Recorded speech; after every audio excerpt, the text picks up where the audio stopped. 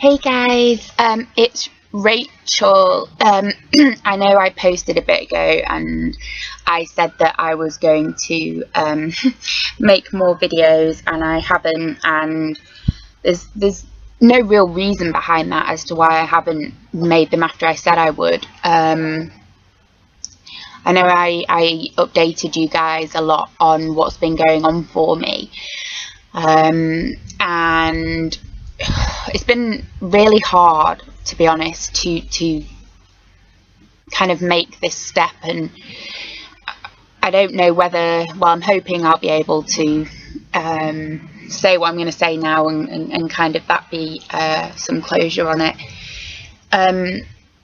Made videos for a really long time, and there's nothing I've not covered, and I almost feel like I don't have any more to say with regards to eating disorders, and possibly to do with more mental health issues.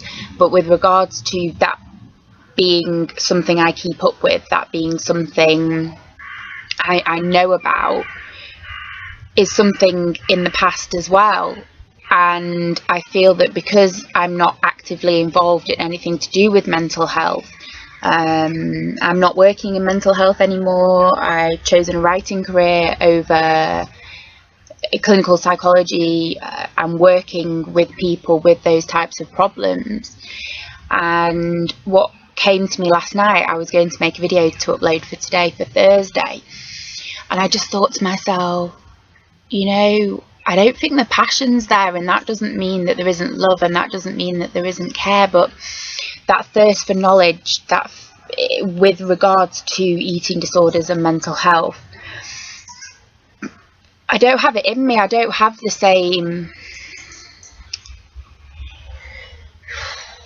force to necessarily know what to say, because I could keep you updated on my day-to-day life.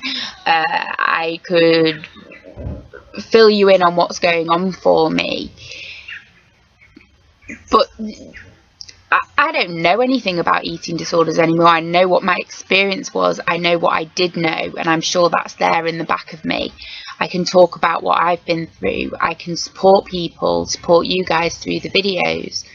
What's difficult for me is that I no longer study anything around it. I no longer actively work with anything. And I feel it's not so much to do with the fact that my eating disorder is so far in the past that I don't want to do this. I know it is for many of the girls on the channel. All of the girls really are beyond that point. They're in, you know, they're recovered from their eating disorder, and it isn't an issue. It doesn't play a part.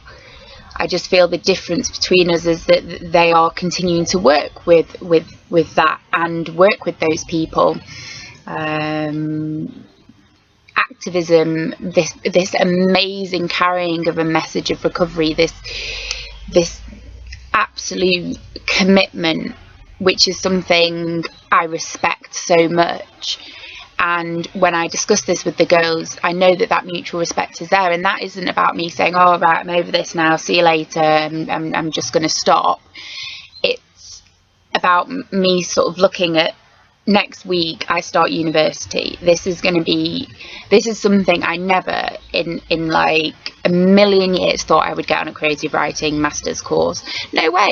I only started writing poetry last year, and my life has just taken this massive change, and where I thought I was going, where I was being led, has kind of gone like that now. And as it stands in this moment, I don't particularly want to work in mental health.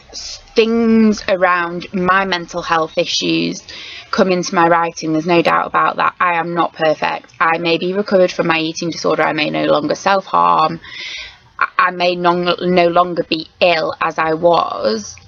I am, however, capable of living a functioning normal day-to-day life without hurting myself to be able to get through it. my journey into AA was a choice because I was tired of feeling fed up, really tired of not knowing where my mood was. And it was kind of like, well, Rachel, you're still maybe clinging on to something. And it hasn't until I've gone into the program that I've realised just how much of a crutch that has been. And living my life sober is weird, to be honest. It's kind of bizarre. It's like everything's new again, and it's kind of hard to, I don't know, I don't think necessarily I realised where alcohol came into it particularly. I mean, obviously I did to be able to make the steps I did, very much associating my writing with my drinking, which is a habit I've had to break, and one in which I build on, you know, every day, every moment of every day. And my life now, I don't have anybody in my life who struggles. My beautiful warrior sisters all the way in New York though, and it just kills me. And maybe if I was around that type of thing, maybe my passion for doing more connected to eating disorders would be there. At present, what I'm surrounded by is a community of writers who I'm sure have their own issues, you know, some of them, and I'm surrounded by a very different type of work that is not expected, because that's not a word that's fair to use, but let's say, for example, helping with setting up meditation on a Monday. That's a massive thing to me. That's something I prepare for. I try and, you know, pull together CDs to play for the meditation. It's something that I practice morning and night. I found my spirituality again, which is something I always found in my recovery and then kind of got complacent and left it. So I'm having to slowly work in those things and finding a balance between that self-care, which right now needs to be quite strong because going back to university is probably going to be quite stressful, and dealing with it without a crutch, which up until 4 months ago was alcohol, even misusing prescription medication, and which I can now say because I didn't even realise that was a problem until I've sort of listened to other people, and I'm kind of like, yeah, okay, guilty of, you know, sort of over medicating to help with my sleep or what have you. And the changes in me in that time have been so huge, and I've let go of so much. So many of the things that hurt me in the past have slowly started to fade, and without sounding like Buddha or, you know, a complete sort of, I don't know, monk who really should be, you know, in a spiritual kind of like in the middle of nowhere, you know, my spirituality is huge to me, and connecting back with nature, connecting back with myself, trying to listen to myself, going with my gut, fighting that stubborn, ridiculous part of myself that can give me strength. I'm not going to deny that it's got me through a lot, but it also stops me from being open to other things. And as a writer, I want to be open to a huge amount of things. I want to be able to take in everything. I don't want to have, how can I explain it? I want everything. It's like a hunger for everything. I just want to I just want to learn, and I want things for myself, not for anybody else. And the people who are in my life, I have got some amazing people. My family for a start, and my circle might be small with my friends, but they are my whole life. They are everything to me.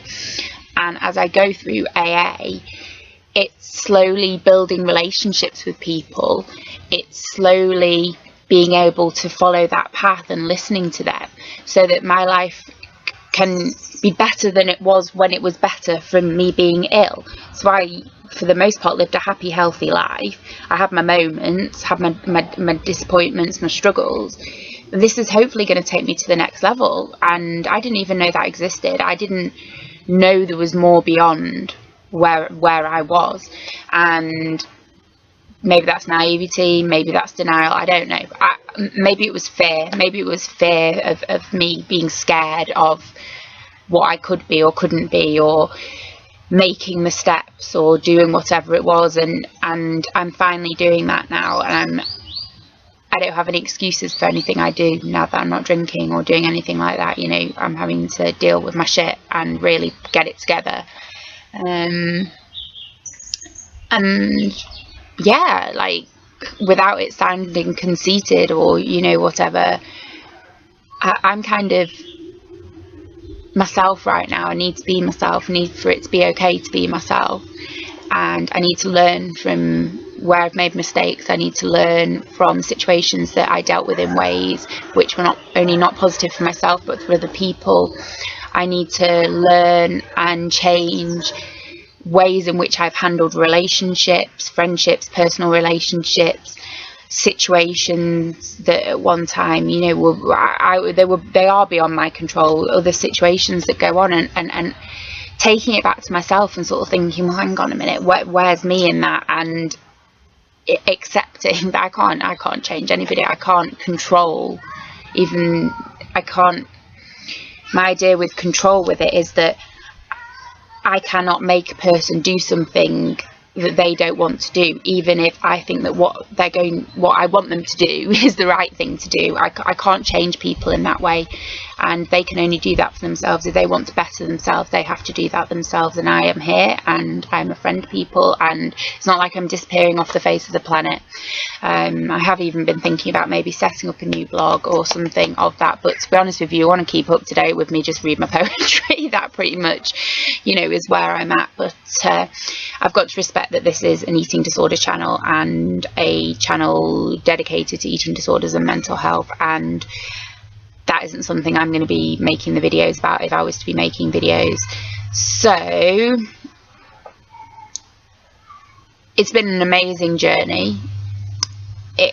It's taught me so much, it's given me so much, and I look back to videos when I first started them and the changes.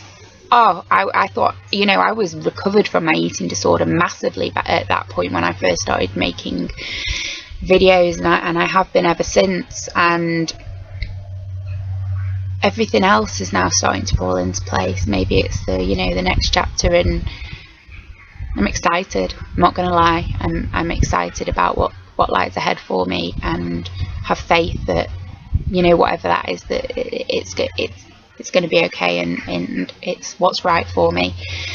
So take care of yourselves, continue to watch the videos, all the old videos that I've discussed, everything are on there.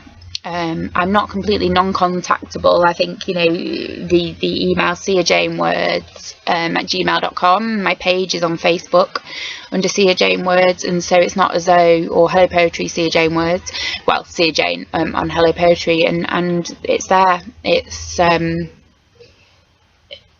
there might be something in my words there that can maybe advise you, but, you know, for now, this channel is dedicated to something else very different.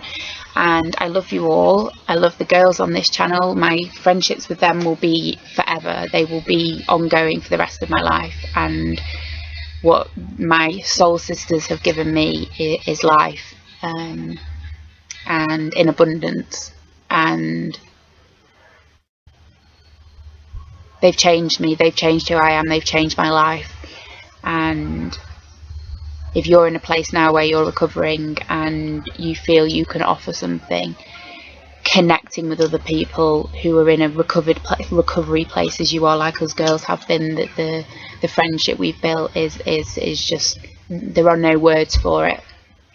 And I count myself grateful, and it's a blessing every single day that I have them in my life, and they're not going anywhere. They're not getting rid of me. So I will say goodbye for now, and I wish you all well, and I love you all, and thank you for all the support and feedback and encouragement you've given me over the years. All right, angels, take care. Bye.